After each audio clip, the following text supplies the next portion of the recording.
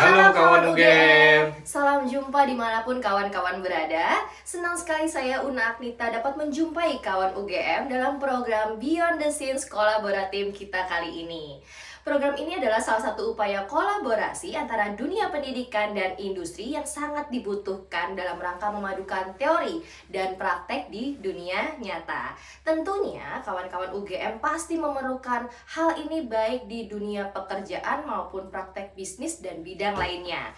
Nah, salah satu bentuk kolaborasi dari kedua bidang ini adalah berbagi pengalaman dengan para ahli dan para profesional yang ahli di bidangnya. Nah, dan pada program kali ini kawan UGM, kita juga dapat bertanya nih dengan mengirimkan email ke UGM Jakarta dan kira-kira bisa berkonsultasi juga nih, kira-kira perlu pencerahan apa dari para profesional. Dan di edisi kita kali ini kita akan berbincang-bincang mengenai konsep Triangle of Success, yaitu ada KSA, Knowledge, Skill, dan Attitude. Apa ya itu ya? Dan gimana sih konsepnya? Nah, di sini kita bakalan ngobrol seru nih, berbincang-bincang dengan profesional tamu spesial kita kali ini. Langsung aja kita sapa, ada Coach Nizar Dangkua. Halo Coach, apa kabar? Alhamdulillah baik dan sehat Mbak Una. Ya, luar biasa baik ya Coach ya. Alhamdulillah. Nah, kawan UGM, Coach Nizar ini adalah salah satu coach profesional yang berasal dari komunitas Expreneur. Beliau adalah Certified Executive, Business, Performance Coach, Human Capital Expert, dan Direktur PT Nayata. Nah, Expreneur ini kawan UGM adalah gabungan para expert yang ada di industri ataupun berbagai bisnis yang berkolaborasi satu sama lain, saling bantu ya Coach ya. Betul. Nah, ini untuk melipat gandakan bisnis dan juga pendapatan menuju passive income. Wow, mungkin kalau yang mau gabung boleh ya nanti ya Coach ya. Sangat boleh, sangat boleh. Nanti gabung aja sama komunitas Expreneur. Nah, Coach Nizar, Ya. ngomong-ngomong nih ya, topik kita kali ini kan Triangle of Success ya Coach Betul. ya. Boleh sedikit ceritain kali ini untuk kawan-kawan UGM, apa sih Triangle of Success itu? Oke. Nah, sebelum kita masuk bahas Triangle of Success-nya sendiri nih Mbak, Yes. saya mau cerita dulu bahwa di dalam dunia bisnis Ya. atau di dunia kehidupan itu kan ada perusahaan yang sukses, Ya. orang yang sukses bahkan kaya gitu ya Mbak ya. Ya.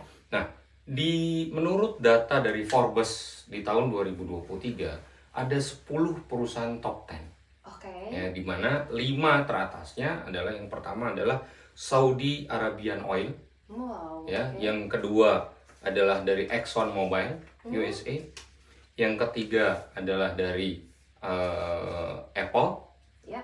dan yang keempat dari Alphabet. Alphabet ini adalah holdingnya Google Mbak, USA juga. Dan yang kelima adalah Industrial and Commercial Bank of China. Jadi di antara 5, 3 diantaranya adalah dari USA, USA. ya kan? Wow. Tapi bukan orang Sunda asli. Ya. Ya. Kemudian juga ada orang-orang yang kaya raya. Bisa dikatakan kaya itu kan menggambarkan bahwa dia sukses atau tidak. Ya. Ya kan? Ada 10 juga top 10 menurut majalah Forbes 2023. 5 diantaranya, yang pertama adalah Bernard Arnault. Ya, itu adalah pemilik dari Louis Vuitton. Ya. Yang kedua adalah dari Elon Musk, Ya. Tesla. Yang ketiga itu adalah Jeff Bezos, Amazon, founder Amazon. Yang ketiga adalah dari Mr. Ellison, yaitu Oracle, perusahaan Oracle, yaitu perusahaan yang berbisnis di database. Ya. Dan yang kelimanya adalah, siapa yang kelima?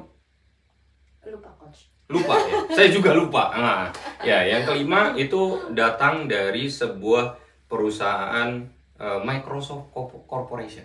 Siapa dia? Bill Gates. Bill Gates ya. Ya, Bill Gates. Nah, ini adalah contoh-contoh perusahaan dan orang-orang yang sukses tadi, Ya. Mbak. Sebagai Benar. cerita bahwa ini bagaimana sih mereka bisa menjadi perusahaan yang sukses? Ya. Bagaimana sih mereka bisa menjadi orang-orang yang sukses? Nah, itu Benar. backgroundnya dulu tuh, Mbak. Benar. Berarti dari contoh-contoh tadi adalah contoh orang sukses, mungkin di balik itu ada proses juga yang sangat wow, menginspirasi juga ya. Kalau nggak cuma betul. dilihat suksesnya aja, tapi pasti ada proses yang mungkin ada batu terjal yang bakalan menjadi hambatan juga. Tapi kan gimana kita juga bisa punya motivasi dan semangat ya, Coach Bill ya. Harus tetap semangat meskipun mungkin dalam prosesnya ada kegagalan atau ada hambatan, ada kesulitan. Nah, terus Coach, aku mau tahu nih, kan kayak tadi nih ada hambatan, ada senengnya, ada baiknya gitu kan. Nah, ini kan ada istilah yang namanya kayak surga dan nerakanya pebisnis nih. Wah, ini agak berat ya, surga dan neraka. Tapi aku pengen tahu istilah surganya mereka dari para pebisnis ini menurut versi Coach Nizar tuh apa sih, Coach? Oke. Kalau kita arti dari surga itu kan sesuatu yang kita impikan semua orang. Iya. Dari semua agama juga pengen masuk surga. Benar. Sama juga di dunia bisnis kan. Ya. Pengen berhasil dong. Benar. Surga itu adalah titik keberhasilan dari sebuah bisnis, sebuah individu, ya kan? Bagaimana caranya mencapai sukses? Ya tentu ada cara-caranya, bukan? Iya, benar. Nah, sebaliknya kalau misalkan yang paling dijauhi apa? Surga adalah yang dicari, yang dijauhi neraka. Ya kan? Siapa yang mau masuk neraka? Nggak ada. Ya, orang berbisnis mau masuk neraka atau gagal nggak mau juga. Bener. Orang jadi pribadi yang sukses juga pengen dong. Seperti tadi Bill Gates, seperti Jeff Bezos dan lain sebagainya. Ya. Nah, ini butuh sebuah analisa, Mbak. Bagaimana caranya kita bisa sukses atau bisa gagal dan masuk neraka tadi. Iya, benar. Wow, berarti memang harus tough ya. Betul harus banget. tough dalam menjalani proses bisnis tadi ya, Coach ya. Nah, terus kalau ada surga, berarti kan ada neraka nih yang tadi udah disebutin juga.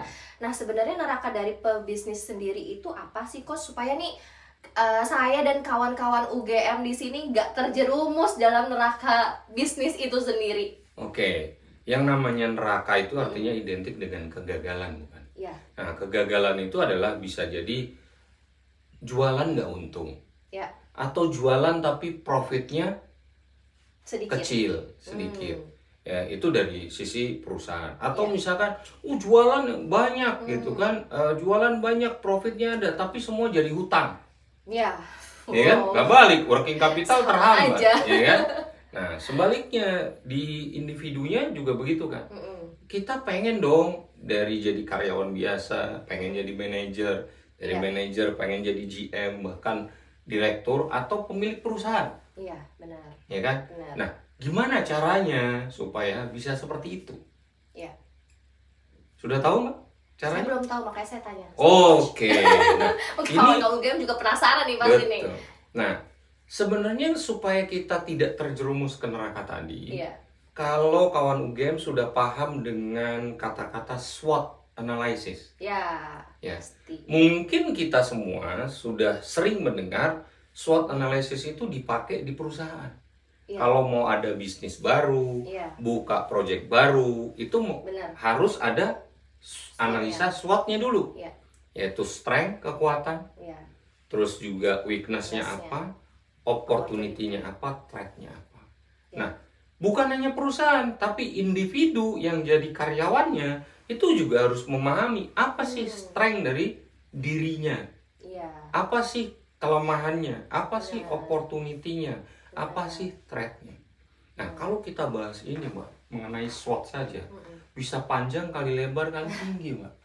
Berhari-hari nggak kelar-kelar kayak ini, bakal banyak banget kalau dibedah ya, Coach. Iya, dibedah lebih dalam, menarik sekali. Iya, benar-benar. Nggak cuma dari perusahaan, emang dari kitanya dulu nih, kita harus berkaca dulu ya, Coach ya, harus bisa tahu nih apa sih kekuatan kita, apa kelemahan kita, terus apa peluang yang ada di depan, dan juga gimana caranya untuk menghindari persaingan ya, Coach ya, dengan orang lain ya.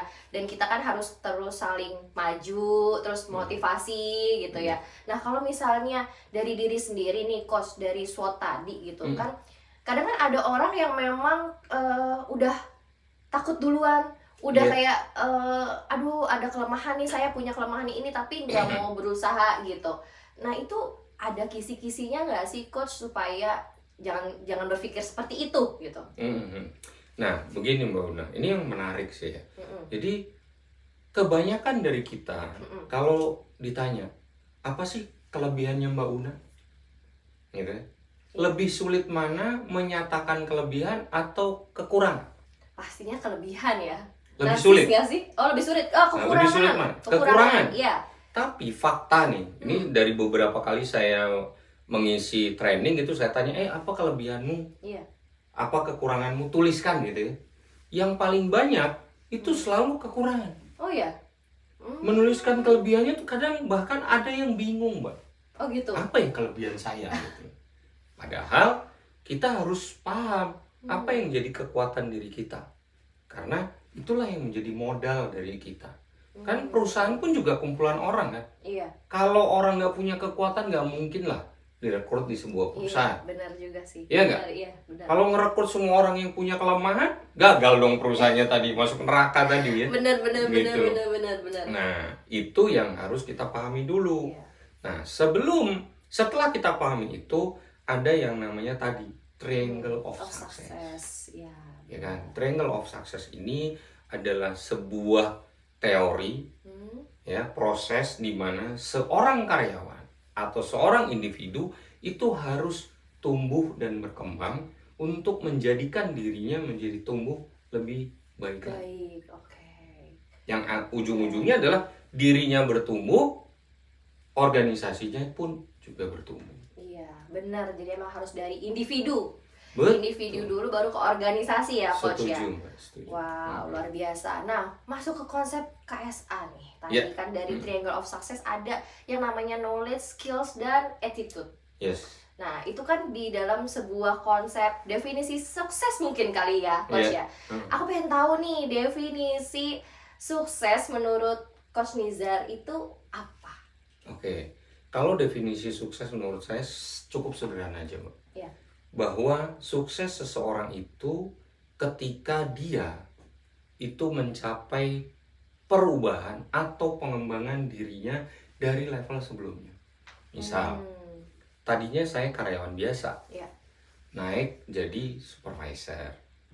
Dari supervisor naik jadi katakan misalkan deputy manager. Oke. Setelah deputy manager jadi manager, Ya. GM, GM, direktur, manager. bahkan owner gitu ya.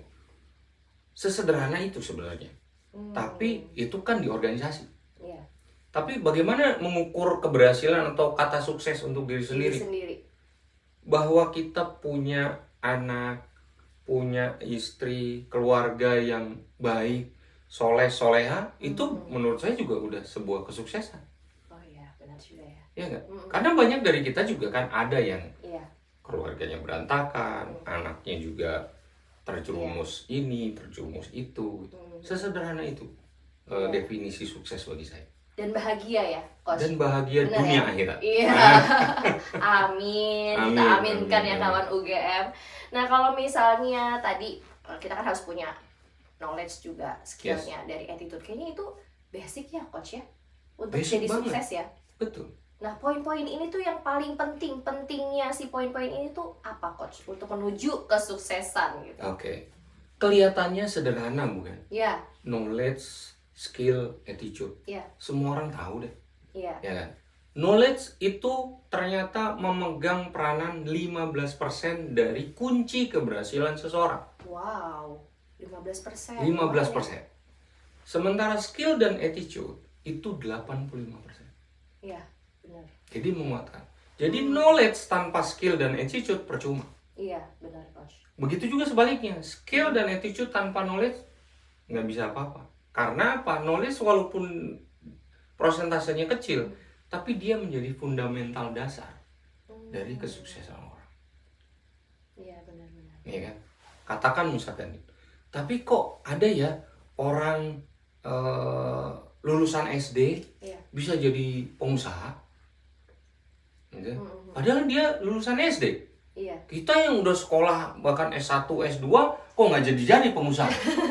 Iya nggak? Iya, Terus benar-benar. salahnya di mana? Knowledge-nya dia sedikit. Kita banyak dong karena udah kuliah. Jangan salah, kawan UGM. Knowledge itu kan bukan hanya yang didapat di bangku sekolah. Benar. Knowledge itu bisa dari baca buku, diskusi sama orang yang punya pengalaman, Iya. bertukar pikiran, kolaborasi dengan orang yang sukses dan lain sebagainya. Itu juga knowledge. Benar. Tapi terkadang orang persepsi knowledge itu hanya yang didapat di bangku sekolah, bangku kuliah. Padahal nggak seperti itu. Pendidikan formal lah ya dibilangannya. Padahal Betul. kita setiap hari juga ya bisa belajar juga. Betul. Ya Coach ya. Dari kita diskusi ini juga sebenarnya saya juga bisa belajar dari Mbak Una pun juga sebaliknya bisa belajar dari apa yang kita diskusikan. Benar. Wow, luar biasa ya. Gitu. 3 hal penting. Nah, setelah knowledge, tahu pengetahuannya banyak, tanpa ditambahi dengan skill, kemampuan, menjadi sesuatu yang percuma. Iya, benar. Dia pinter, dia S2, tapi nggak bisa apa-apa. Dia nggak bisa jadi leader yang baik, komunikasi yang baik nggak bisa, memimpin timnya juga nggak bisa. Skill memimpin itu kan tidak ada di pelajaran sekolah kan? Iya.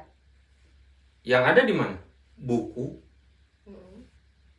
Belajar sama orang yang memang sudah jadi orang sukses, ya kan? Atau terjun langsung. Benar. Learning by doing. Nah itu kalau udah ya kan? Skill. Nah tapi knowledge dan skill tanpa disertai attitude yang baik, jadi menjadi sia-sia juga. Benar. Kadang ada orang yang pintar, ada orang yang punya skill kemampuan tinggi, tapi attitude-nya nggak baik. Iya, jadi nggak disukain banyak orang ya, Coach? Nggak disukain banyak orang. Cuma juga ya. Bisa ujung-ujungnya tadi neraka tadi. Iya, masuk neraka. Aduh. Masuk neraka tadi, gagal gitu. Jadi dicap orang yang gagal. Benar. Nah, sehingga ketiga ini itu saling berkaitan dan saling mendukung. Berarti penting banget 3 poin ini ya. Penting banget. Dan 3 ini harus didasari dengan tadi SWOT. Analisa diri. Iya benar. Supaya tahu apa sih knowledge yang harus saya tambah untuk saya mencapai sukses. Punya visi, punya goal, ya kan? Orang nggak punya visi, tahu nggak dia akan nambah ilmu apa atau skill apa? Oke, benar. Ya, kalau dia nggak punya target, nggak tahu tuh. Iya. Knowledge-nya apa yang harus ditambahin, skill apa yang harus di-upgrade.